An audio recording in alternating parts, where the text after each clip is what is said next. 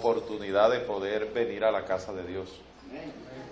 Hay mucha gente que quisiera venir y no puede por muchos factores. Primero, hay gente que vive lejos. Hay otros que no pueden porque están trabajando o porque tienen alguna obligación que de fuerza mayor no les deja venir. Y hay otros que pueden y no quieren. Ahí es donde está el problema. La obra de Dios consiste en esfuerzo. Si usted no se esfuerza, usted no va a poder ser cristiano. La Biblia dice que el reino de los cielos se vuelve violento. Y solo, Jesús dijo, no hay otro tipo de persona, solo los valientes lo arrebatan. Entonces, aquí hay que ser esforzado. Usted tiene un negocito y le gusta levantarse a las 9 de la mañana, lo va a quebrar. No va a poder el negocio surgir porque a las 9 de la mañana no se puede uno parar, ni puede estar cerrando a las 3 de la tarde. Usted tiene que, para levantar el negocio, tiene que esforzarse, ¿verdad? La vida espiritual es así. Si usted es flojo para orar en la mañana y se va sin orar todos los días, termina descarriado. Si usted es flojo para venir a la iglesia, no porque hay una novela, porque es que vengo cansado del trabajo y no se esfuerza, usted va a tener problemas en su vida espiritual. Si usted no lee la Biblia porque le duelen los ojos, pero cuando está viendo la novela, no duelen los ojos, ¿verdad? Ahí pasan de largo, y si está jugando el Junior con el Atlético Nacional, no arden los ojos tampoco. Entonces uno tiene que esforzarse. Si usted y yo no nos esforzamos, no vamos a poder ser cristianos. Eso está en Josué 1, 7 y 8. Solo te pido o te mando que te esfuerces y seas valiente. Si no hay esfuerzo y valentía, hermano, no va a poder ser cristiano. Jesús le pidió a Pedro que orara con él y era muy tarde en la noche y él estaba cansado. Pero el Señor le dijo, es que no se puede orar solo cuando el aire acondicionado está prendido, cuando hay frío, cuando hay condiciones motivadoras. A veces hay que buscar a Dios en circunstancias difíciles también. Entonces eso es lo que le da firmeza y permanencia a uno. Hay que esforzarse para poder mantenerse en las cosas de Dios. Bueno, hermano, en esta noche quisiera compartirles un tema acerca de la apostasía. Creo que usted ha escuchado de pronto o ha oído alguna vez la apostasía, que hablan de la apostasía. Es un término que a veces se le aplica a una persona cuando transgiversa la escritura y uno le dice o le dicen que es un apóstata. Cuando usted escucha que es un apóstata, es una persona que está transgiversando la doctrina, que la ha modificado. Eso se conoce como un apóstata.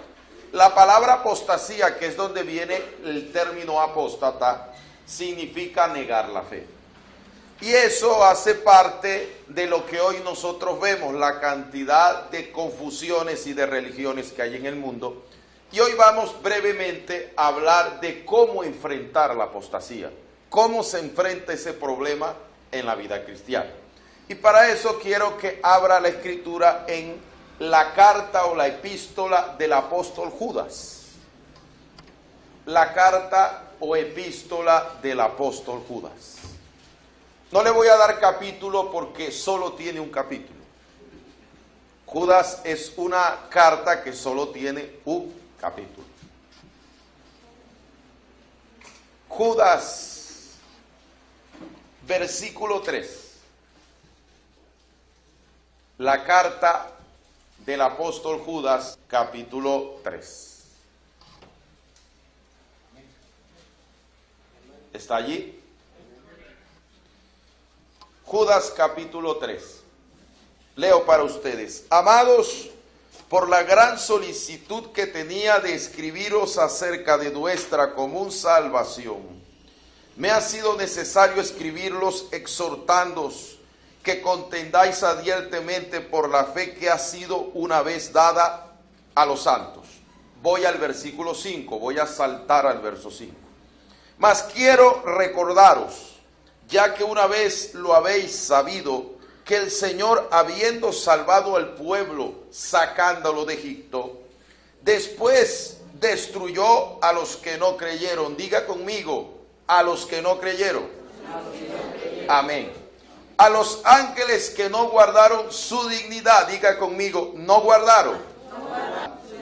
Amén. Sino que abandonaron su propia morada, los ha guardado bajo oscuridad en prisiones eternas para el juicio del gran día. Como Sodoma y Gomorra y las vecinas, las cuales de la misma manera que aquellos, diga conmigo, de la misma manera. Amén. Habiendo fornicado, ido en pos de vicios contra naturaleza, fueron expuestas o fueron puestas, por ejemplo, sufriendo el castigo del fuego eterno. Voy a brincar al verso 11. ¡Ay de ellos! Porque han seguido el camino de Caín y se lanzaron por lucro en el error de Balaam y perecieron en la contradicción de Coré. Ahora voy a saltar al verso 17. Pero vosotros, amados, tened memoria de las palabras que antes fueron dichas por los apóstoles de nuestro Señor Jesucristo. Diga conmigo, tened memoria. Amén. El verso 20, salto al 20. Pero vosotros, amados, edificados sobre vuestra santísima fe, orando en el Espíritu Santo, conservados en el amor de Dios, esperando la misericordia de nuestro Señor Jesucristo para vida eterna. Algunos que dudan, diga conmigo, a los que dudan, convencerlos. Amén. A otros salvad arrebatándolos del fuego, y a otros tened misericordia con temor. Diga conmigo, con temor. Aborreciendo aún la ropa contaminada por su carne. Hagamos una breve oración para que Dios nos guíe en esta noche. Padre, te damos gracias por la oportunidad de oír tu palabra y por traer a los que deseaste traer y motivar a los que quisiste motivar. Abre nuestro corazón como el de Lidia para oír la palabra. Abre nuestras vidas, ministranos con tu Espíritu Santo. Rompe las cadenas, quebranta las dudas, quita la opresión y que en esta noche tu Espíritu se pueda mover de una forma especial, sobrenatural en nuestras vidas para gloria de tu nombre. En el nombre de Jesús, amén y amén. Puede sentarse, hermano. Como les comentaba, el tema es cómo enfrentar la apostasía. A veces uno se pregunta por qué existe tanto engaño, por qué existe tanta mentira, por qué existe tanta confusión, no solo en el área espiritual, sino en cualquier área de la vida, en el área económica, en el área política, en el área social. Todas partes se encuentra uno la verdad y la mentira. Pero la mentira es simplemente una actitud que se crea por lógica ante la verdad. Si usted le dice a una persona no pase por allí, le da la prohibición, le está dando a entender que pasar es malo. Con solo usted decir algo que no se debe hacer, uno deduce que lo contrario es malo. El carro que se para al frente del semáforo en rojo, ¿qué le está diciendo el carro? No pase. Lo que le está diciendo en forma contraria es que si pasa, hay algo mal. Entonces, la mentira es una deducción que uno puede sacar cuando se le habla la verdad. Tomemos, por ejemplo, el primer mandamiento que Dios le da al hombre y le dice que no coma del árbol de la ciencia del bien y del mal, porque el día que de él comiere ciertamente morirá. Le está diciendo que no coma, eso es bueno.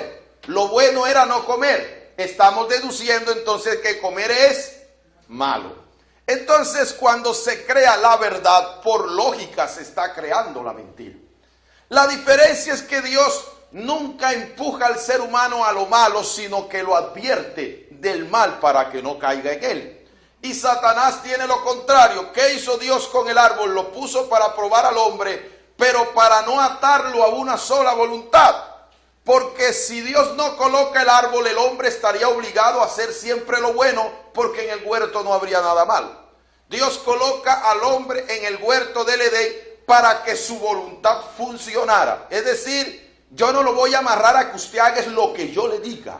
Va a tener libertad también de hacer lo contrario de lo que yo le diga, para que usted utilice la voluntad que le he dado como usted bien le parezca.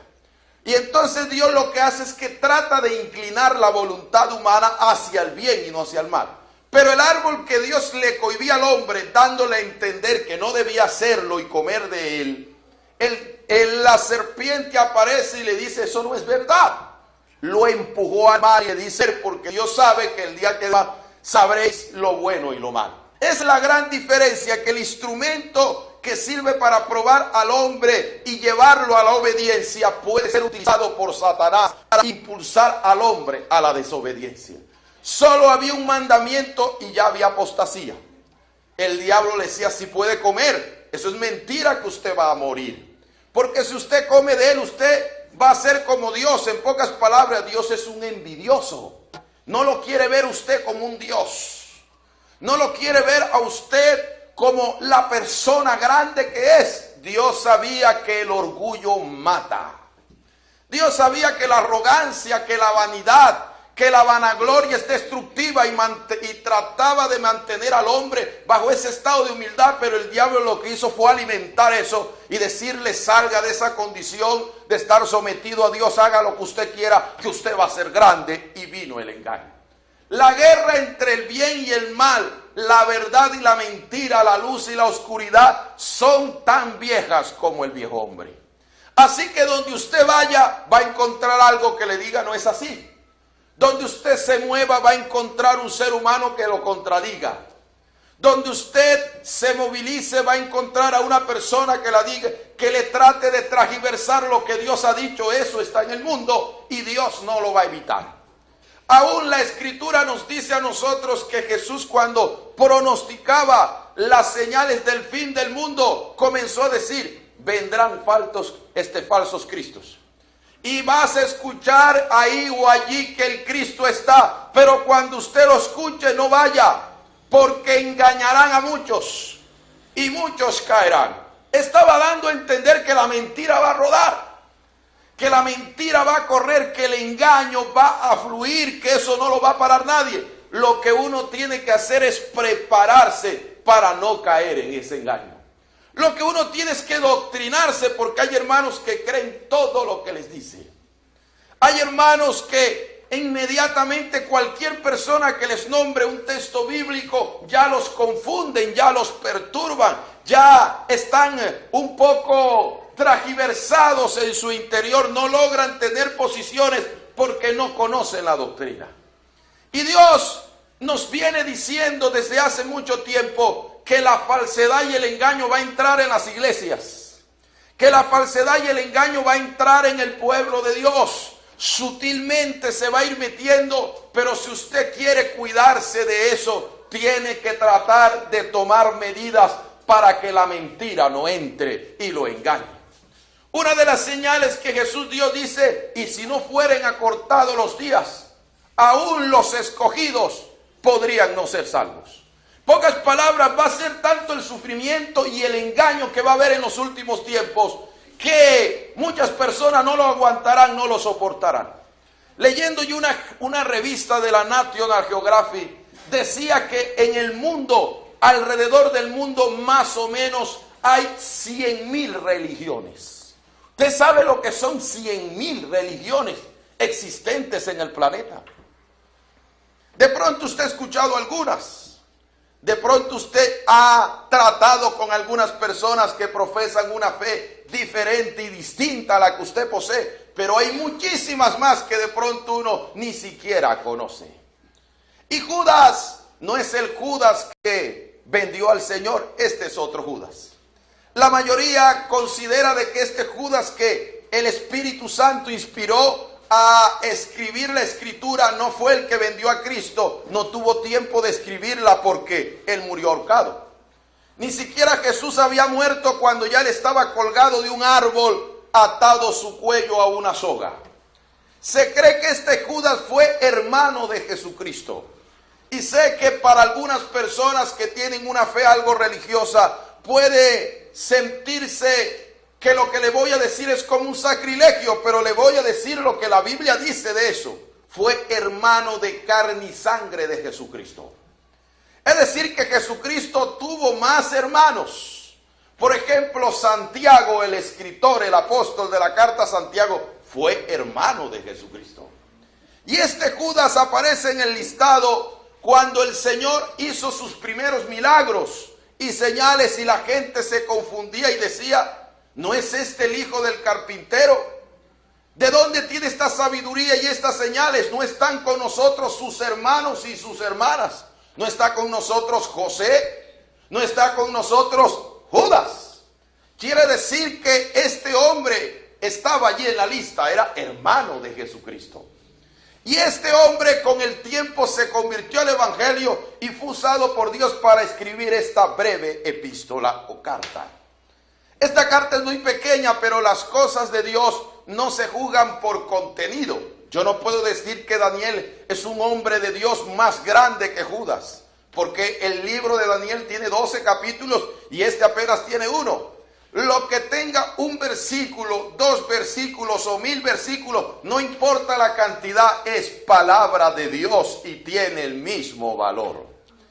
Y el verso 3 nos dice a nosotros: amados, por la gran solicitud que tenía de escribirlos acerca de nuestra común salvación, me ha sido necesario escribiros exhortándoos que contendáis ardientemente por la fe. Judas dice: le voy a escribir acerca de la salvación que entre el pueblo de Dios es común. Quiere decir que para ser parte del pueblo de Dios hay que ser salvo. No es parte del pueblo de Dios porque usted esté aquí aplaudiendo. Lo felicito si vino a alabar a Dios, pero si usted no ha recibido a Jesucristo, con ti y aplauso y todo se pierde. Usted no es cristiano porque usted ofrende. Usted no es cristiano porque usted diezme, ni porque se ponga la camisa del cuello hasta los tobillos y se tape todo. Los musulmanes se hacen lo mismo. Las mujeres nada más muestran los ojos, los dedos de la mano y los de los pies. Y el que no se pone pilas se llenan de bomba y matan un poco de gente. Vestirse con trapos de arriba abajo no me hace evangélico. Creemos que los evangélicos se visten bien, pero el trapo no da la salvación la da el Jesucristo. Y de allí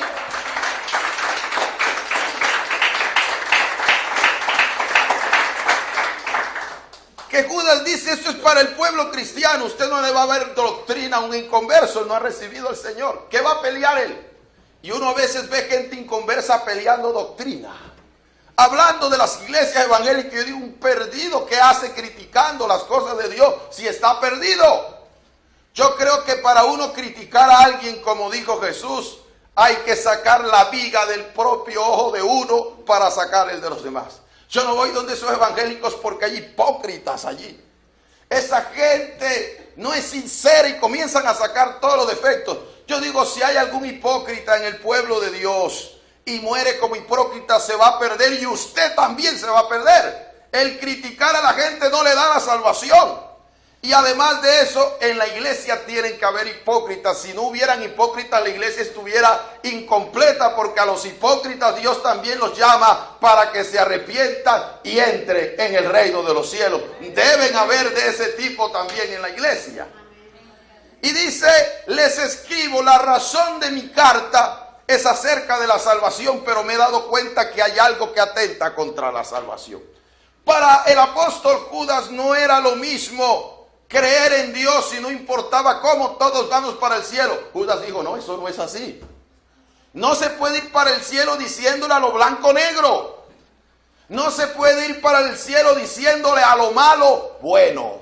No, después que uno esté en la iglesia y uno ame a Dios, uno se salva. No, Señor.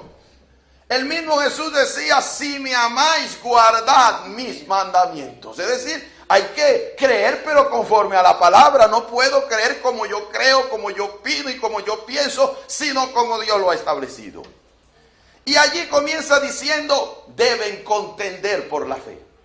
Pero siempre hemos escuchado que contender es malo. Contender es de pronto tener una práctica algo calurosa, Una práctica que a veces se va a palabras mayores, se va a ofensas, y uno dice, pero es que la Biblia no es para contenderla. Eso es verdad. Una cosa es que yo sea un ladrón, que está mal, y otra cosa es que un ladrón se quiera meter en mi casa y yo lo deje que se me meta. Una cosa es que yo vaya a buscar el pleito y otra cosa es que a mí me vengan a buscar el pleito. Y Judas está diciendo, no lo estoy invitando a que vaya a pelear con los demás, pero sí a defenderse, que es diferente. Y creo que cuando alguien con un concepto, con una doctrina, con una palabra diferente se le acerca a usted para transversarle la palabra, yo creo que usted tiene que tener una palabra de Dios para contestarle, de forma amable, de forma humilde y sencilla, pero debe haber una palabra de Dios. Usted no puede quedarse mudos. ¿Cuántos no le llevan una palabra y quedan es como un dolor de cabeza? ¿Será verdad que lo que me dijeron es así y lo que me han dicho en la iglesia no? ¿Será que las cosas son como yo he leído o de pronto no las he entendido como deban? No tienen capacidad. Y aquí Judas dice es que uno debe en el término sano de la palabra, debe uno tratar de pelear para que no le oscurezcan a uno la verdad, para que a uno no se la deteriore. Para eso está escrita la carta. Sin embargo, Judas pone 3 ejemplos de personas que estuvieron en el Señor y cometieron unos errores y terminaron perdiéndose. Hay 3 ejemplos básicos que parten del verso 5. El primer ejemplo habla del pueblo de Israel. Está en el verso 5 que nos dice, mas quiero recordarnos, ya que una vez lo habéis sabido, que el Señor, habiendo salvado al pueblo, sacándolo de Egipto, después destruyó a los que no creyeron. Es decir, que el pueblo que estaba en Egipto, recordemos que Moisés llega, se enfrenta con Faraón, caen las plagas de Egipto, y cuando esas plagas caen sobre la tierra y el pueblo cruza el mar Rojo en seco, el pueblo dijo, ya esto está listo, ya estamos salvos, ya Faraón no puede ir detrás de nosotros, Faraón no puede acabar con nuestras vidas, ya está del otro lado del mar, y en ese tiempo no habían los puentes del día de hoy, y los egipcios no pueden atravesar, al contrario, están ahogados, ya estamos libres, así que llegamos al desierto y vamos a hacer lo que nos da la gana, vamos a hacer lo que nosotros queremos. Y lo que Dios hizo para sacarlos de allí, lo primero fue llevarlos a un monte donde Moisés ayunó 40 días y 40 noches. Cuando Moisés bajó del monte, ¿qué encontró? 2 becerros de oro. Encontró a la gente desenfrenada, encontró a la gente haciendo lo que quería. Y creo que hay doctrinas que enseñan que la salvación no se pierde, pero aquí en el desierto Dios se enojó con el pueblo, lo sacó de Egipto, pero dice que destruyó a los que no creyeron. Es decir, que después de recibir al Señor, si yo me niego a creer, y creer no es solamente para que Dios me haga un milagro, creer no es para que Dios me pague una deuda o me sane una enfermedad, para eso hay que tener fe. Pero esa fe que habla allí es una fe de sometimiento, porque hay gente que cree que Dios sana la gripa, pero no cree en el mandamiento que dice, no adulterarás. Eso sí no le gusta, pero es que eso también tiene que creerlo. Les gusta de que Dios es un Dios bueno que da para la comida, pero no les gusta el texto que dice que hay que honrar al padre o a la madre. Cuando alguien cree a Dios es que está sometido a Dios, es lo que quiere decir. Pero el pueblo de Israel recibió los milagros, recibió los prodigios, recibió la liberación, vio el mar muerto abrirse, pasar en seco. Esta gente vio la gloria de Dios. Y cuando Moisés estaba en el monte, Dios le dijo a Moisés, parafraseo la Biblia, me están viendo, el monte está humeando, se está sacudiendo, se está estremeciendo, hay sonido de trompeta, están viendo la gloria de Dios al frente de ellos, y ni así creen, sino que han levantado un becerro de oro. Quítate de en medio y los voy a destruir en un solo momento. Quiere decir que Dios no se alegró con eso. Dios no se sintió satisfecho con la gente que creyó para lo que le convenía. con la gente que creyó para el momento simplemente de suplir su necesidad. Dios quería un pueblo que caminara con ellos y para eso los llevó por un desierto donde no se siembra, donde no hay vacas, donde no hay bancos, donde no hay prestamistas, donde no hay dinero, donde no hay supermercado. Y le dijo: el que quiera caminar conmigo tiene que creerme, pero que usted aquí no ve absolutamente nada. Pero el que pone la fe en el Señor todos los días va a ver que aunque esté en un desierto, hay un Dios poderoso que anda con la gente que cree en lo que no ve. Y todos los que se negaron a creer murieron en el desierto unos 40 años, pero solo creyeron 2, Josué y Caleb, y pasaron el Jordán a la tierra que fluye leche y miel. Alcanzaron la promesa. La gente que cree son los que alcanzan las promesas y las bendiciones de Dios. Dígale al que tiene al lado: hay que creer. Número 2, la dignidad. La dignidad es un término que uno constantemente escucha por ahí a diario, donde la gente no quiere que le destruyan su dignidad. La dignidad es lo que nos hace, valga la redundancia, nos hace dignos. Algo digno es cuando alguien ha ganado algo. Hay un texto bíblico que dice que el obrero es digno de su salario. ¿Por qué es digno? Porque lo trabajé, me paré a las 5 de la mañana y llegué a la casa a las 7 de la noche. 12 horas de trabajo, merezco que me paguen. Pero si usted no trabaja, usted va a pelear sueldo. Si una persona no trabaja, va el 30 a buscar el cheque, usted no ha ganado nada. Y por eso Pablo dice: es que el que no trabaja no es digno, el que no trabaje que no coma. La dignidad es eso, cuando uno se gana algo y tiene derecho a reclamarlo, es un derecho que uno adquiere. Y aquí nos está poniendo otro ejemplo de una dignidad que no perdió cualquier persona. Nos está hablando de unos ángeles que cayeron de la gracia de Dios. Hay 2 tipos de caída en la Biblia. La primera, la que crea Satanás. Apocalipsis 12 dice que el dragón, es decir, Satanás, arrastra la tercera parte de las estrellas. El término arrastrar quiere decir que usted lo toma con fuerza. Cuando usted está arrastrando a alguien es porque lo está sometiendo a fuerza, lo está dando en contra de su voluntad.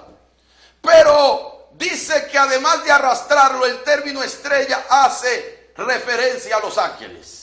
Quiere decir que los ángeles fueron arrastrados y el enemigo los trajo por la fuerza. En pocas palabras, los engañó y cayeron de la gracia de Dios. Pero estos ángeles que habla Judas aquí no fueron engañados.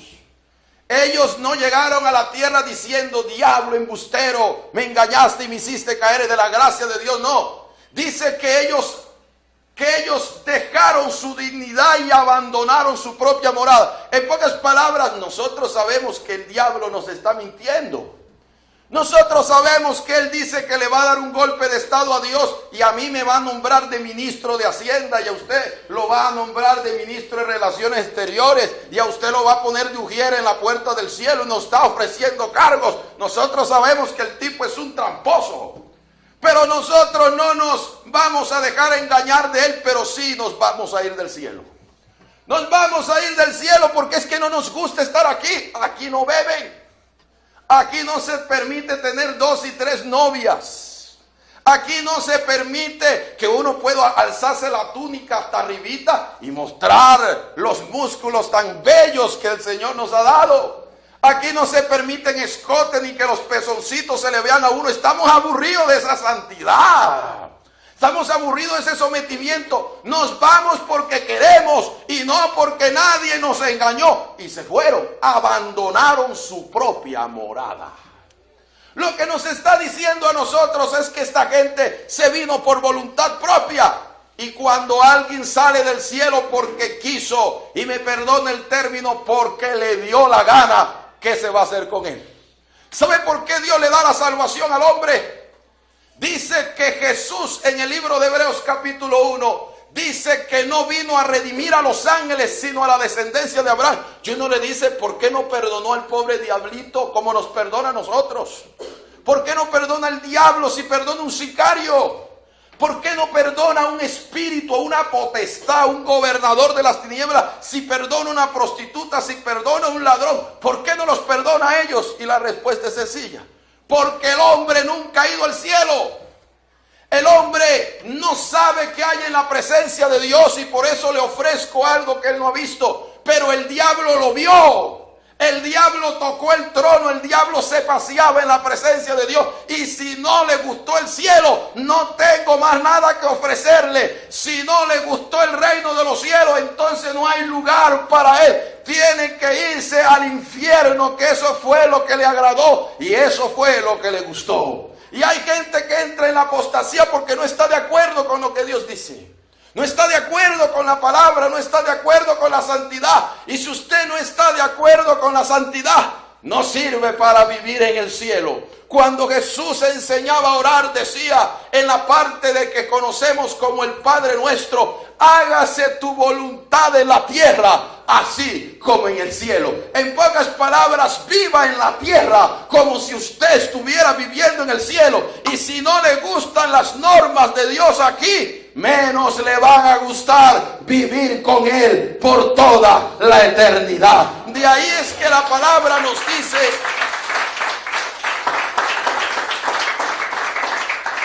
no todo el que me dice Señor entrará al reino de los cielos. Usted no va a entrar al cielo porque es evangélico, porque es musulmán, porque es testigo de Jehová, porque pertenece al concilio X. Usted entra al cielo porque haga la voluntad de Dios. No todo el que me dice Señor, Señor entrará al reino de los cielos, sino el que hace la voluntad de mi Padre que está en los cielos. Es decir, que cuando alguien vaya a darle cuenta a Dios, Dios no le va a preguntar ¿a qué religión pertenecía usted? ¿Usted a qué tipo de iglesia iba? Sino ¿usted hizo lo que yo le mandé a hacer, sí o no? Eso es lo que Dios le va a preguntar. Yo no puedo refugiarme en una religión. No es que en aquella iglesia me permiten, en aquella iglesia me dejan, en aquella iglesia no ponen problema por eso. El problema no es que la iglesia lo permite, el problema es si Dios lo permite. Ese es el gran problema. No puedo tratando de buscar un lugar que se acomode a mí. Soy yo el que me tengo que acomodar a Dios. Y de allí entonces, cuando alguien no guarda su dignidad, cuando alguien no guarda la posición que Dios le ha dado, hay gente que se aburre de ser hija de Dios. Hay gente que se aburre de que Dios lo bendiga. Hay gente que se aburre de que Dios lo trate bien. Y hay gente que prefiere descarriarse. Yo digo, pero ¿qué maldad le habrá hecho Dios que se fue al mundo? ¿Qué maldad le habrá hecho el Señor que volvió atrás otra vez? ¿Y sabe por qué pasa eso? Simplemente porque hay personas que no guardan la dignidad. Por eso cuando usted ve el hijo pródigo, el hijo me dijo: en esta casa me dan las 3 comidas. En esta casa me visten con lo mejor. En esta casa me dan zapatos de marca. En esta casa tengo lo que necesito. Pero yo veo gente allá que hace y deshace.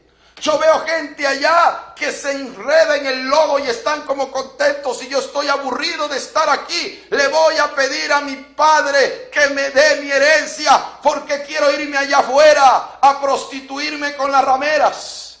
Quiero ir allá afuera a hacer la maldad. Quiero ir afuera porque este cuero me pide mundo. Quiero ir allá porque la carne quiere gozarse. Estoy cansado de vivir en la casa de mi padre. Y el hombre se fue pensando que iba a encontrar la gloria. Y allá lo estaba esperando el diablo con un bate de béisbol. Lo estaba esperando para darle una palera y una garrotera. Es que el mundo no es ninguna bendición. Aparenta serlo, pero ahí lo que hay es maldad. Lo que hay es corrupción. Lo que hay es inmoralidad. Lo que hay es condenación. Y terminó cuidando cerdos que no le daban ni de las algarrobas ni de lo que comían los cerdos podía comer él. Allá afuera no hay nada. Perdió el vestuario, perdió las sandalias, perdió el anillo y perdió la posición. Y por eso el hombre, cuando estaba allí con las algarrobas de los cerdos, solamente decía algo: no soy digno de volver a la casa de mi padre. Pero al menos, como decía Salomón, más vale perro vivo que león muerto, porque los vivos saben que han de morir, pero los muertos nada saben y su memoria está puesta en olvido. Si está vivo todavía, puede salir del cochinero, puede salir del fango donde fue a templar, puede salir de la mazmorra donde el diablo lo metió y volver a calzar las sandalias, a ponerse el anillo en la mano, puede volver a vestirse como un hijo de rey, como un hijo de Dios. Todavía hay oportunidad. Dígale al que tiene al lado: no dejes tu dignidad. Usted no ve cuando una mujer, más que todas las mujeres evangélicas, pasan por una parte, todo el mundo como que guarda silencio. Hay algo allí que ellos no tienen, que les avergüenza, que les da pena. Porque tiene dignidad, ven dignidad, que la persona está en una posición que ellos no tienen. Para eso no se necesita apellido ni plata, se necesita tener a Cristo en el corazón. El otro problema que hay para aquellos que se apartan, para aquellos que no pueden mantenerse en la verdad, es los que por condiciones naturales no aceptan las cosas. El ejemplo que pone el escritor hace mención de dos ciudades muy famosas, Sodoma y Gomorra, en el verso 7. Dice: como Sodoma y Gomorra y las ciudades vecinas, las cuales de la misma manera que aquellos, habiendo fornicado e ido en pos de vicios contra naturaleza, fueron puestas como ejemplo, sufriendo el castigo del fuego eterno. Aquí podemos decir que ¿cuál fue el pecado de Sodoma y Gomorra? Allí está el término. Los cuales, dice los cuales de la misma manera que aquellos. Dice ¿cuál aquellos? Recordemos que estamos hablando de los ángeles, ¿verdad? Dice que los ángeles no guardaron su posición y su dignidad. Así hizo Sodoma y Gomorra. Dice que fornicaron yendo en pos de vicios contra la naturaleza. Lo que estamos hablando es que el hombre se paraba en el espejo y decía: yo no soy hombre. Yo soy un hombre, yo soy una mujer encerrado en cuerpo de hombre. Yo me voy a operar porque yo siento que soy mujer. Pero te estás viendo en el espejo y el espejo no miente, ¿verdad? Esas cascarrabias que toma la gente cuando se ve en el espejo y se ve la nariz que tiene y dice: eso no es verdad, esa nariz no es mía. ¿Y de quién es entonces? Suya. Usted se para en el espejo y dice: pero esos dos ojos que aparecen en ese espejo parecen dos huevos fritos. Ese espejo tiene que tener algún problema. No, el espejo está bien. Todo lo que usted está viendo allí está bien porque el espejo no miente. Y está diciendo que naturalmente podemos aprender con las cosas, y dice que ellos no aceptaron lo natural. El hombre se acostaba con el hombre, la mujer se acostaba con mujer, violaban los niños, hacían desastre. Y lo natural, porque hay cosas que no son espirituales, hay cosas que para aprenderlas solo hay que observarlas y mirarlas. Hay cosas que para aprenderlas no anulo la palabra, pero no se necesita la Biblia. Es que yo conozco personas que no conocen la Biblia y saben que no hay que robar. Hay personas que saben que no conocen la Biblia, pero cuando van a adulterar, van en carros de vidrios oscuros para que nadie sepa en el motel quién está entrando. Si usted sabe o usted cree que eso no es malo, ¿por qué no bajan los vidrios? ¿Por qué no lo haces públicamente? ¿Por qué te vas a ver con la otra mujer a otra ciudad? Porque sabes que estás haciendo algo malo. La conciencia se lo dice. Y dice: no sirvieron para lo natural. No sirvieron ni siquiera observando las cosas, rechazaron los principios divinos, no aceptaron las leyes que Dios ha colocado en la naturaleza. El corazón del hombre se endureció. Uno de los efectos de la apostasía, de la mentira y el engaño es que el corazón del hombre está duro. Usted me puede decir: hay que legalizar la droga. Si hay tanta gente destruida con la cocaína, la amapola y la marihuana, que la persiguen, ¿cómo será eso? ¿Cómo va a decir si eso naturalmente por conciencia uno deduce que eso está malo? Pero hablan de los derechos humanos. Hablan de una cantidad de cosas y lo que hacen es degenerar la raza humana, no fortalecerla, sino destruirla. Y creo que el salmista que tenía el corazón más sensible escribió el Salmo 19. Y solo con mirar la creación de Dios aprendió sin necesidad de tanta teología. Y dice, los cielos cuentan tu gloria y el firmamento anuncia la obra de tus manos. Un día emite palabra, otro día y no es oída su voz, mas por todas partes salió su voz y hasta el confín de los cielos sus palabras. En pocas palabras, cuando usted ve la naturaleza y levanta los ojos al cielo, usted ve estrellas, usted ve el sol y la luna y usted dice, eso no nació solo. La luna no la colocó nadie, o ella se puso sola allí. El sol no se creó él solo, la tierra no se pudo crear sola. Este mundo es tan perfecto para que él mismo se hubiera creado solo. Cuando usted se para ante un espejo, usted tendrá que entender que usted no viene del mico, que usted no viene del mono ni del chimpancé, que en el ser humano existe una perfección. Y dice que el sol cuán gigante se prepara desde la mañana a morir al atardecer, como el novio o la novia que sale de su tálamo. El hombre lo que estaba diciendo es que con solo observar la naturaleza hay que ver la gloria de Dios. Y Edwin Aldrin, uno de los astronautas que fue a la luna exitosamente en el 69, dice que cuando llegó a la superficie lunar, lo que puso fue sencillamente a cantar el Salmo 8. El hombre no vio la magnificencia de la ciencia humana que lo había llevado a la luna. Edwin Aldrin lo que dijo fue el Salmo 8, que dijo, ¿quién es el hombre para que te acuerdes de él? Y el Hijo del Hombre para que lo visite. Le coronaste de gloria y de honra y lo hiciste un poco menor a los ángeles. Estamos aquí por voluntad de Dios. Fuimos formados por voluntad divina. A veces lo que se necesita es algo de sensibilidad para entender la verdad. No se necesita tener un cerebro muy grande. Sensibilidad en el corazón para uno decir, eso está mal. Eso es un error, eso es una equivocación. Qué triste que hayan iglesias evangélicas casando hombres con hombres. Iglesias que se hacen llamar cristianas casando mujeres con mujeres. Eso va contra la naturaleza. Dios para el matrimonio hizo fue un hombre y una mujer. Un Adán y un Eva, no un Adán y una Dana. Ni un Eva ni un Evo. Eran dos sexos diferentes. Salto al versículo 11. Ay de ellos. Para resumir, del verso 8 a 11 comienza Judas a describir los falsos profetas.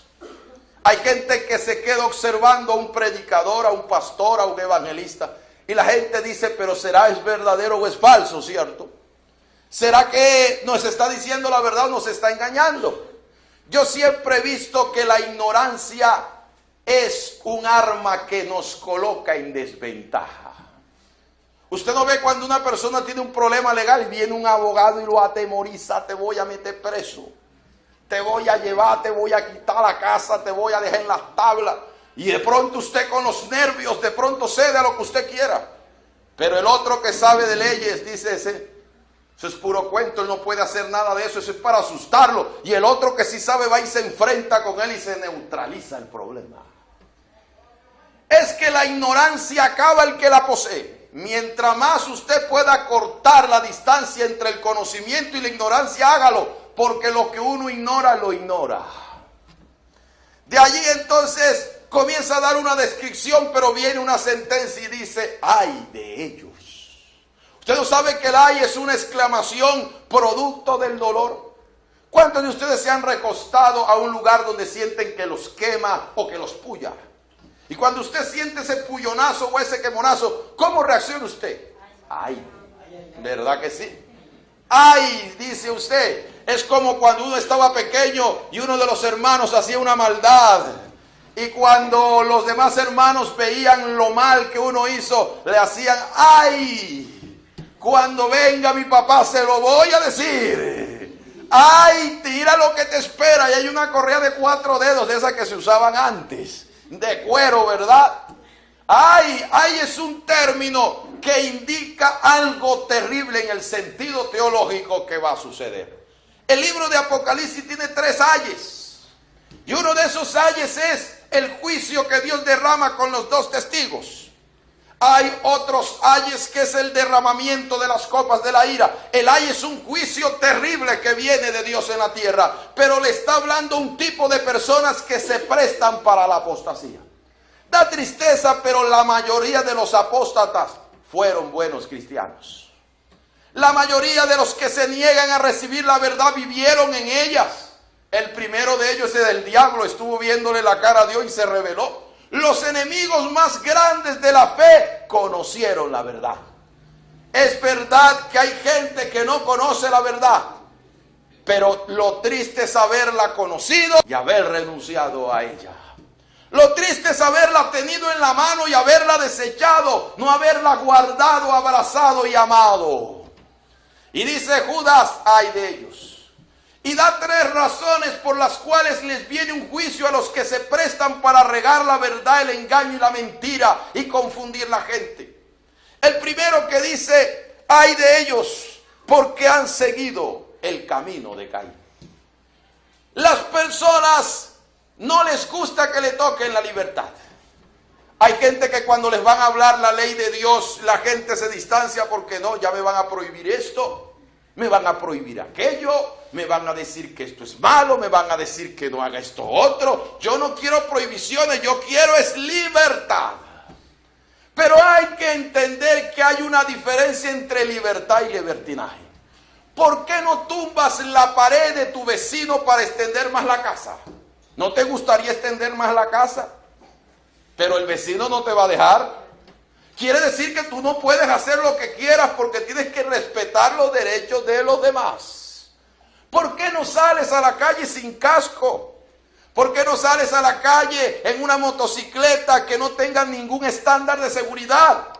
Y la gente podrá decir, ¿por qué no lo dejan salir a uno y manejar como uno quiera? ¿Por qué tanto problema? Pero cuando una motocicleta atropella a un hijo tuyo, ¿qué vas a reclamar? Vas a decir que violó la ley, que tiene que pagar, ¿verdad? Pero tú sí quieres hacerlo con los demás.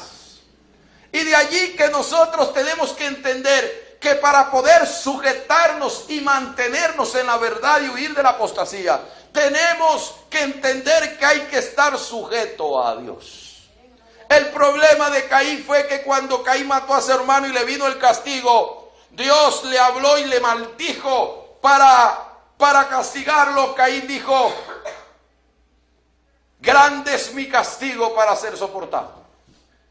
De tu presencia me esconderé y donde yo fuese cualquiera que me encuentre que me mate. Y Dios le dijo, no, aquí no se me va a despertar una ola de sicariato donde todo el mundo haga justicia por su propia mano. El que matare a Caín 7 veces será castigado. Lo que Caín le quiso decir a Dios con eso es, usted es muy bravo. Uno comete un error y mire cómo me ha castigado, me ha maldecido. Hay gente que le parece muy duro el castigo de Dios, pero no se han dado cuenta que Dios al que ama disciplina como al padre, al hijo, a quien quiere. Cuando Dios no disciplina a alguien es que lo deja que haga lo que quiera, eso va rumbo al infierno. Pero cuando Dios castiga a alguien es porque lo quiere enderezar, porque quiere que le vaya mejor, porque quiere que se forme. Pero Caín dijo, de su presencia me esconderé. No quiero saber más nada de usted. No quiero vivir de acuerdo a sus normas. Déjeme libre, déjeme hacer lo que quiera porque anda detrás de mí. Déjeme libertad para hacer lo que bien me parece. Los que andan en ese camino terminan perdidos. Terminan en el camino de Caín. El escritor dice, ay de ellos. Recuerdo el profeta Jeremías, que Jeremías profetizaba una palabra muy fuerte. Vienen los babilónicos, viene Dios a castigar la idolatría. Viene Dios a castigarlos por las fiestas patronales que en el nombre de Dios beben ron. que en el nombre de Dios se ponen a llenar los prostíbulos y se ponen a llenar los hoteles con mujeres y hombres ajenos. Viene un juicio de Dios. Jeremías te dio una palabra fuerte. Sin embargo, en medio de todo eso habían profetas que decían eso no es verdad. Eso no es cierto. Al contrario, mire, vea lo que Dios le va a dar, la llave del apartamento.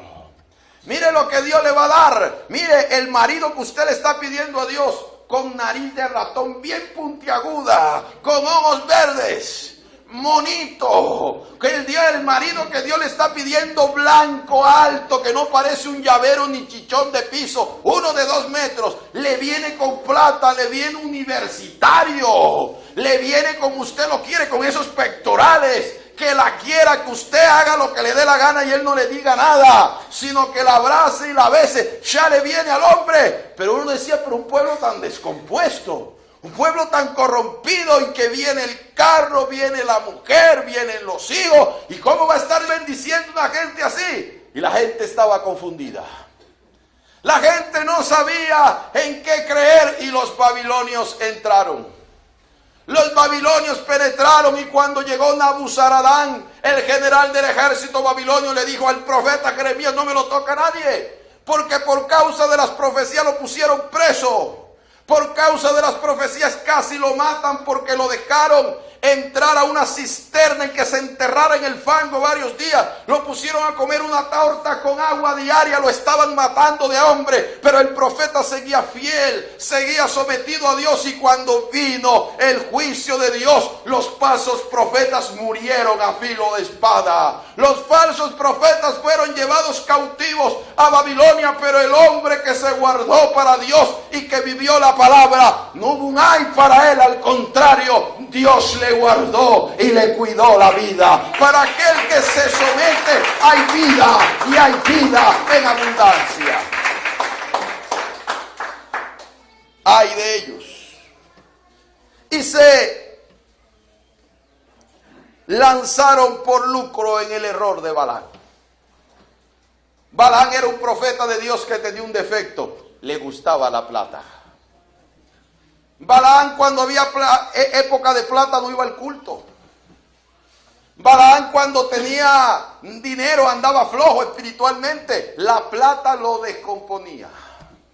Yo digo que hay cristianos que son miserables. Se descomponen por 100,000 pesos. 100,000 pesos los carga cualquiera.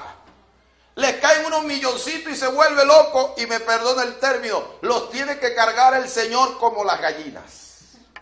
¿Sabe cómo hay que alimentar a las gallinas? Echándole granito ahí, dele un granito de otro. No le dé mucho porque se revela. Y por eso Dios los tiene que tener así, medio aruñan para el arriendo, medio aruñan para la comida, medio aruñan para pagar los estudios de los hijos, porque es que Dios no te puede dar plata porque te vuelves loco, te quieres descarriar. Y este hombre era así. Este hombre no podía ver una moneda. Este hombre le decía, necesito que me hable a favor del divorcio. Aquí hay tanta ofrenda. Y el hombre dijo, échala para acá. Y para allá se iba Balaam. Balaam era un hombre, como dice en el adagio popular de la costa atlántica colombiana, por la plata baila el mono. Todo era el dinero, la plata. La plata se necesita, todos necesitamos plata.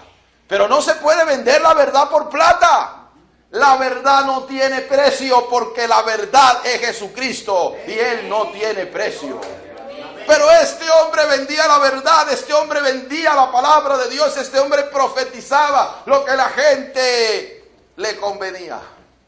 Y este hombre terminó muerto porque fue a maldecir a Israel por dinero, y Dios lo mató a filo de espada en una guerra. Ay del que se deja mover por la plata y por el dinero, porque termina mal.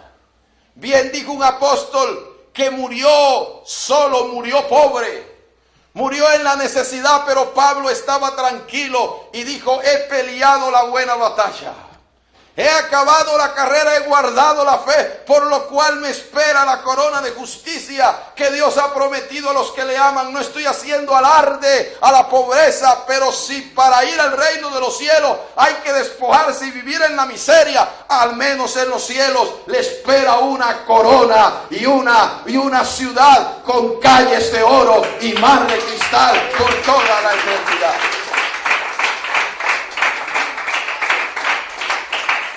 Y el último ejemplo es el de Coré. Coré era un hombre que se rebeló contra Dios. Más, para ser un poco más preciso, se rebeló contra Moisés. Él observaba que Moisés no quería salir del cargo. En pocas palabras, este hombre nos sacó de Egipto, llevamos años en el desierto y no se mueve de ahí, como que él va a morir siendo el líder aquí. La hermana era la profeta y el otro hermano, Aarón, era el sumo sacerdote. Él decía, es que aquí hay como una especie de despotismo. Esto como que los liderazgos son por familia. Yo puedo reconocer que hay líderes que ponen a tocar al de la batería es porque es hijo de él. Que ponen a tocar la guitarra al primo porque es primo de él. Y eso está mal. Hay que poner al que se lo merece.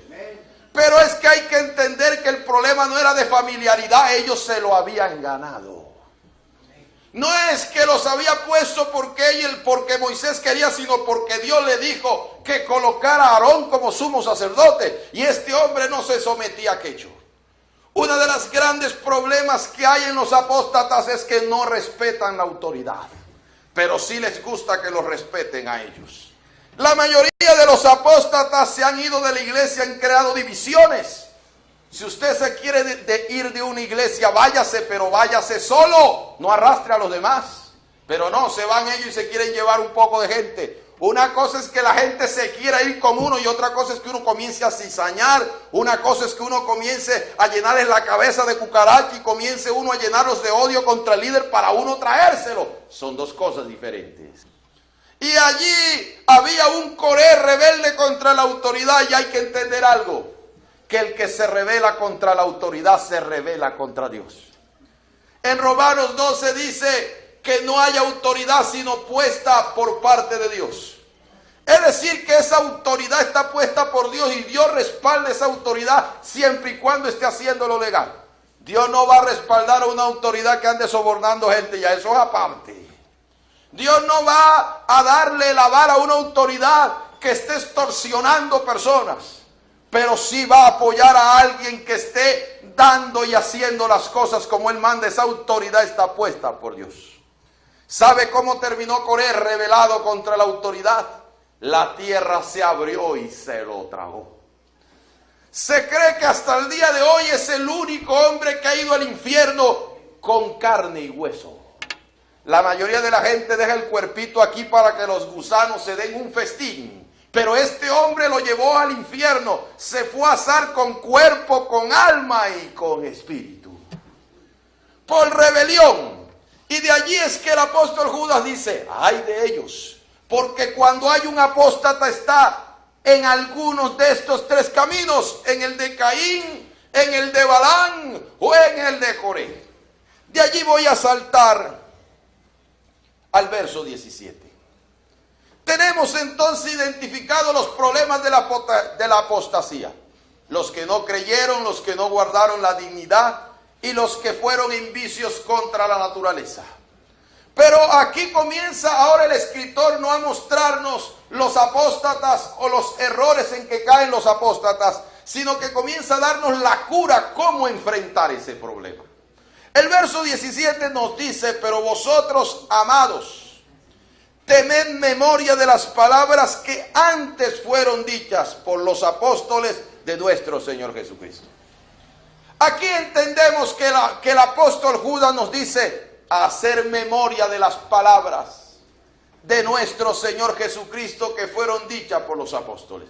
La palabra del apóstol debe estar conforme a la palabra de Jesucristo. Es lo que está diciendo, eso lo dijo Jesucristo y lo repitieron los apóstoles. ¿Qué es lo que hace un predicador? Un predicador es un loro, repite lo que Dios dice. Y de allí que dice, para escapar del mundo de la apostasía y del engaño hay que recordar las palabras de nuestro Señor Jesucristo. Cuando una persona medita constantemente en las Escrituras, puede llegar a una conclusión que se da cuenta de lo bueno y de lo malo. Que alguien me diga algo que Dios mande que sea malo. Si el hombre no adulterara, no habría sida en el mundo. La mayoría de los casos de SIDA son por infidelidad, no por contaminación de alguna sangre en mal estado en un hospital, es por la infidelidad. Todo lo que Dios manda es bueno. Dígame a alguien que haya dejado de fumar que le haya ido mal, que haya dejado o haya salido de las drogas que le haya ido mal. Lo que Dios manda es bueno. Y dice, cuando le venga el momento de tener que enfrentar la situación, recuerde las palabras del Señor. Sabe que lo que vence no es las palabras suyas, lo que vence es la palabra de Dios. Y de allí podemos recordar cómo Jesús venció al diablo cuando le venía con engaños, cuando le venía con mentiras y falsedades, y el diablo le decía, convierte las piedras en pan. Yo sé que usted tiene hambre y usted tiene poder, usted es el Hijo de Dios y lo puede hacer. Pero Jesús no vino a vencer al diablo como Dios, para eso se queda en el cielo. Lo vino a vencer como hombre y le dijo, no, yo tengo que esperar que Dios me provea como a todo ser humano que cuando tiene hambre tiene que clamar a Dios y no usar mi poder. Y le dijo, no solo de pan vivirá el hombre, sino de toda palabra que sale de la boca de Dios.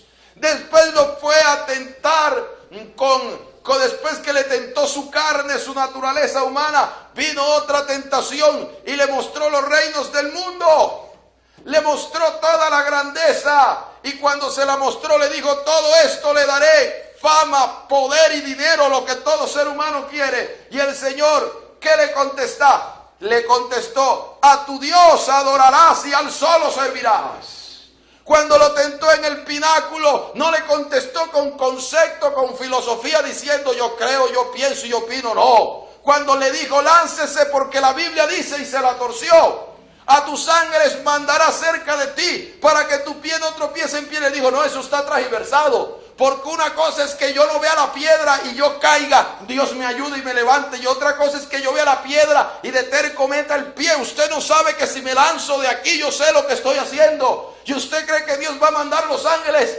Dios no va a cuidar mi imprudencia. Dios no me va a librar de algo malo que yo me meto para tentarlo. Y le dijo, no tentarás al Señor tu Dios. Y cuando el diablo vio que se le metía por aquí, le soltaba la palabra. Se le metía por acá y le soltaba la palabra. Se le metía por otro lado y le soltaba la palabra. Dice que el diablo se fue por poco tiempo. Es que donde hay palabra de Dios y no de hambre, de hombre hay es un poder sobrenatural. Es esa misma palabra que creó el cielo y la tierra. Cuando Dios decía, sea la luz. Cuando Dios le decía a la tierra, produzca hierba verde, que dé fruto según su género y su especie, y semilla. Cuando Dios decía esa palabra poderosa, es la que Dios quiere poner ahora en su boca. Como decía Isaías, y lo repetía Santiago, séquese la flor, marchítese la hierba, mas la palabra de nuestro Dios permanece para siempre.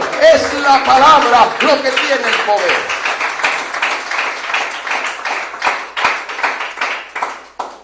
Hay que recordar constantemente las palabras de Dios. Eso te va a librar de la apostasía. El verso 20 nos dice, pero vosotros, amados, edificados en vuestra santísima fe. Nos habla de la fe, pero nos dice, no le estoy hablando solo de la fe, le estoy agregando una cualidad, santísima fe. Uno no debe creer en algo que no sea santo. Usted sabe que Dios tiene muchas cualidades. Dios es sabio. Dios es omnipresente. Dios es omnisciente.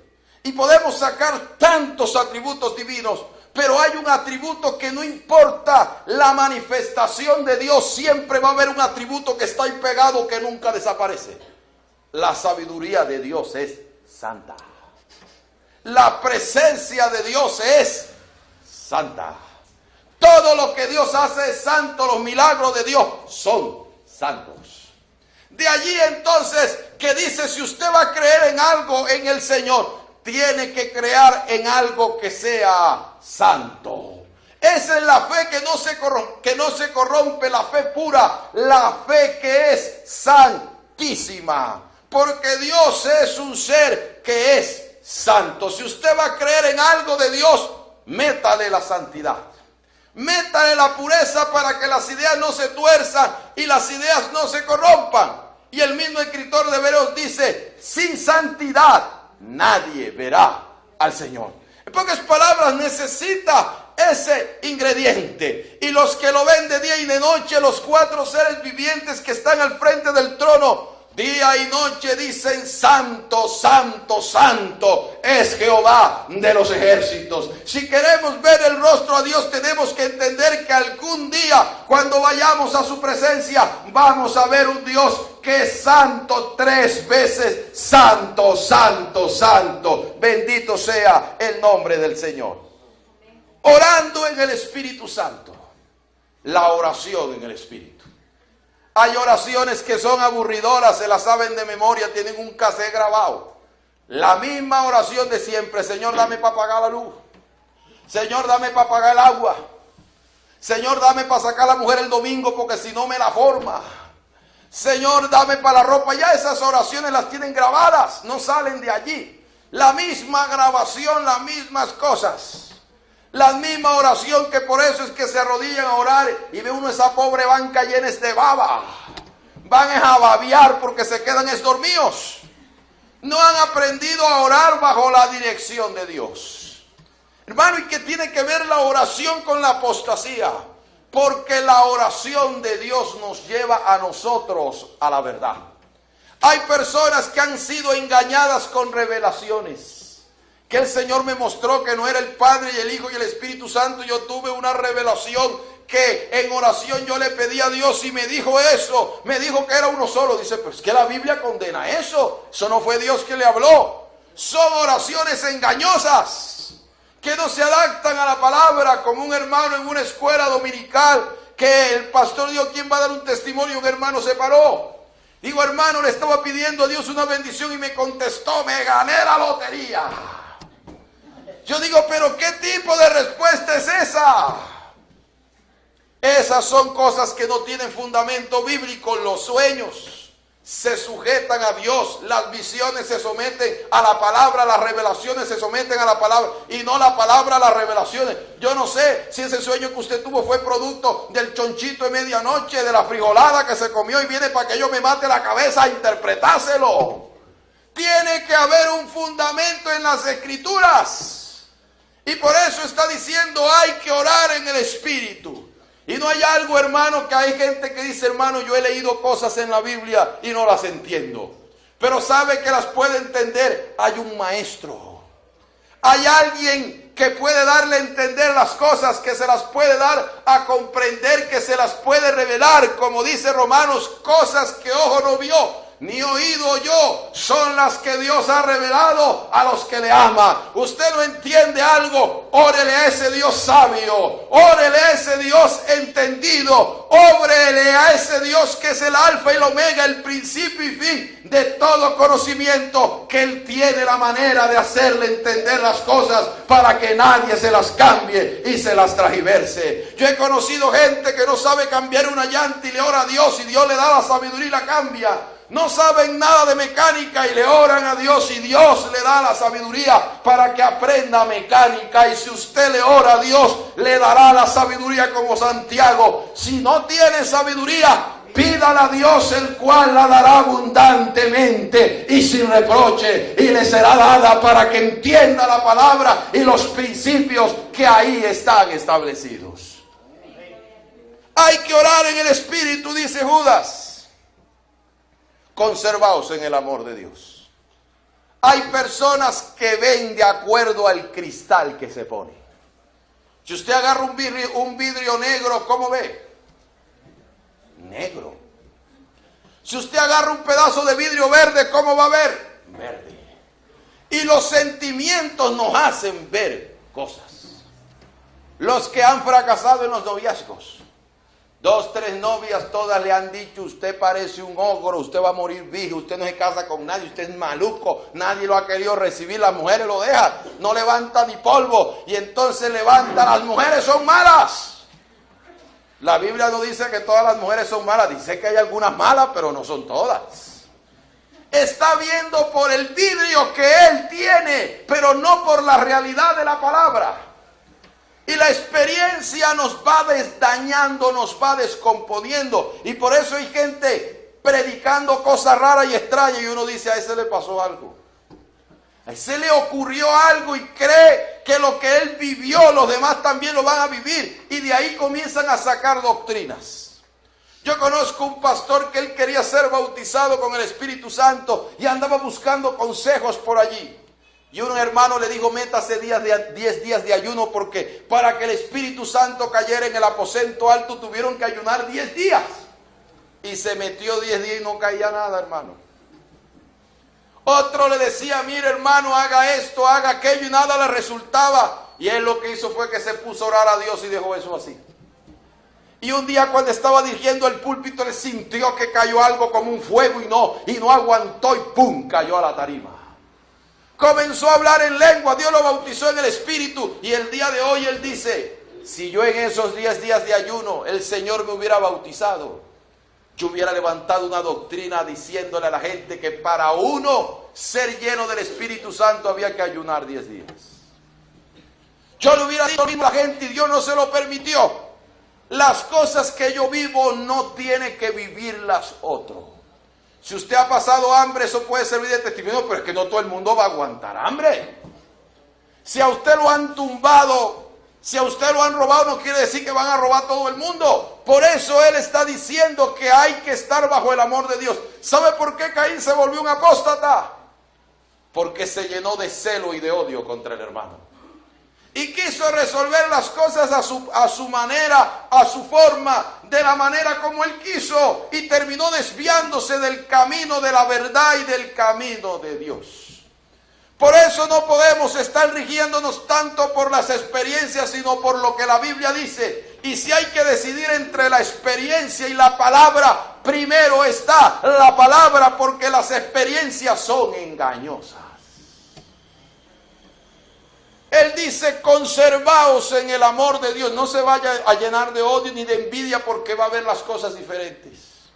No se vaya a llenar de amargura ni de resentimiento, porque va a ver las cosas diferentes. Esperando en la misericordia de nuestro Señor Jesucristo. Aquí termina el remedio. Hay que recordar la palabra. Hay que orar en el Espíritu.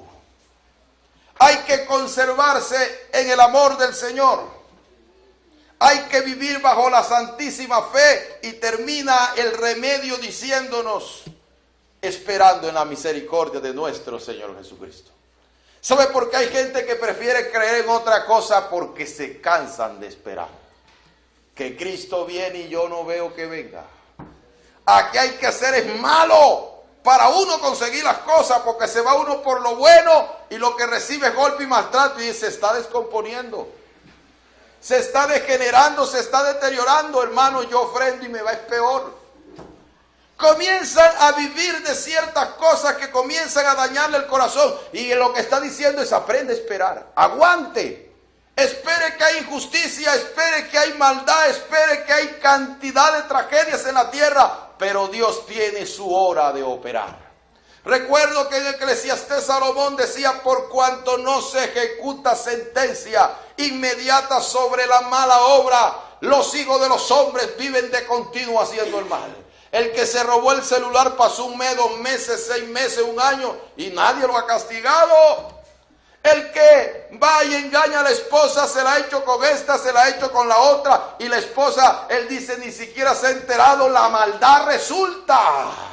La maldad da fruto. La maldad es una bendición, y lo que pasa es que Dios lo que hace es que tiene misericordia y le da tiempo para que se arrepienta. Y él cree que Dios le está dando tiempo es para que siga haciendo la maldad.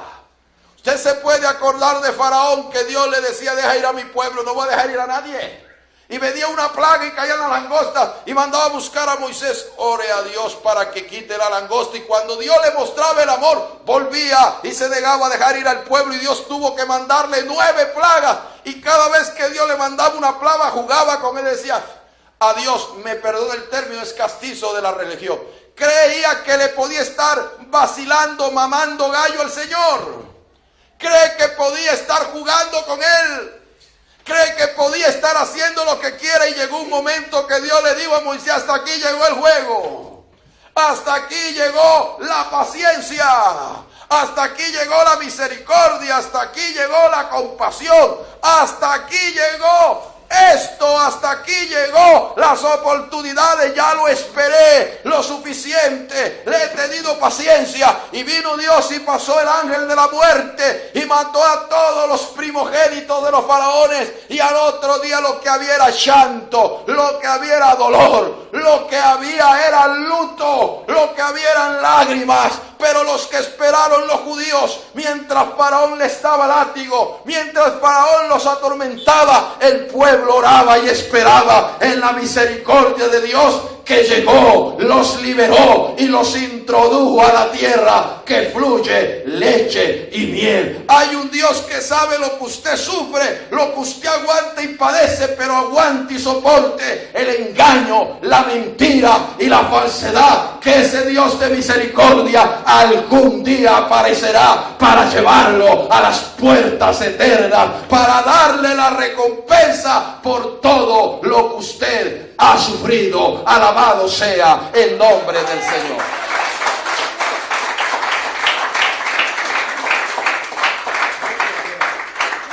El verso 23 no es un remedio para cuidarse de la apostasía, es para cuidar a los demás. ¿Sabe qué hace un pastor en Israel cuando las ovejas tienen sarna? Agarra una oveja y le echa aceite donde tiene la sarna. Y cuando él echa aceite, la oveja quiere rascarse, le pica. ¿Y sabe qué hace la oveja para poder rascarse? La tira allí donde está el hato de ovejas, donde está el rebaño, de ovejas. Y cuando la mete ya para rascarse, ¿qué hace? Busca la otra y ra. Y sabe que el aceite que tiene ya pegado, cuando se está rascando con la otra, que tiene sarna también, le pega el aceite. Y la otra, cuando siente que le pegó el aceite, le rasca también y va a buscar la otra, y entre ellas mismas se curan. Eso es lo que hace Dios. Ya te di el aceite a ti, ahora vete y ráscate con otra. Y lo que Dios te da a ti sirve para que otro se cure también. Cuando Dios lo cura a uno, la cura queda dentro de uno y uno se la puede transmitir a los demás. Y por eso es lo que dice: a los que dudan, convencerlos. Usted ya tiene la cura, usted se acuerda de la palabra, usted tiene amor en su corazón, usted tiene la santísima fe, transmítale a eso, a los que dudan, a los que no saben si están a la verdad, los que están confundidos, los que están enredados por la mentira del diablo, a los que dudan, convencerlos. Vaya con una palabra de Dios y sáquele del error. Sáquelo de la equivocación, úntele el aceite para que salga del engaño. Y a otros arrebatad del fuego, aborreciendo aún la ropa contaminada por su carne. Hay gente que ya huele a azufre, huelen a candela. No, hermano, eso es exageración. Yo puedo dejar a mi marido y me voy a casar otra vez. Usted huele a candela. Usted puede que esté hueliendo a azufre, tiene cosas raras en la cabeza. Y dice, aborreciendo la ropa contaminada por su carne. Pocas palabras, trátelo pero con prudencia. Yo una vez en la ciudad de Cúcuta hablé con un hombre, con la esposa y con los hijos, y no querían saber nada de Dios. Y yo me senté y le dije, ¿usted por qué está tan mezquino? Prácticamente maldecían las cosas de Dios.